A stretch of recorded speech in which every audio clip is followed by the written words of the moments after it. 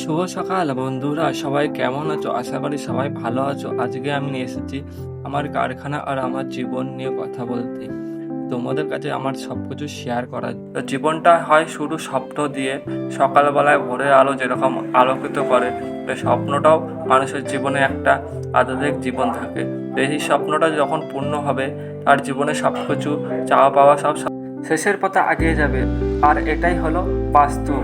তো বন্ধুরা, আমি আমার জীবনের স্বপ্ন ছিল আমি একটা বড় ইউটিউব বা ফেসবুক ক্রিয়েটার হব। তো সেটা কোনোদিনও পূর্ণ হলো না। তাই আমাকে সারা জীবন আমার মনে হয় এরকমভাবেই আমাকে কাটাতে হবে।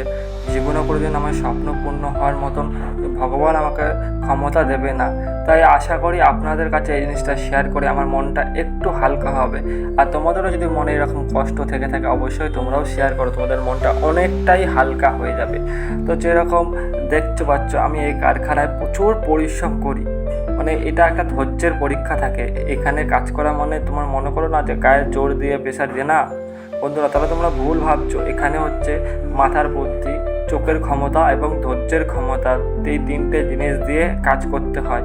এই এতগুলো মেশিন, একটা নাট খুলে গেলে একটা মেশিন বিগড়ে যায়। সেমনি জীবনে সব কিছু স্বপ্নের মধ্যে থাকে কিছু জিনিস, সেই জিনিসটা যখন হারিয়ে যায় তখন মানুষের বেঁচে থাকার ইচ্ছাটাও কমে যায়।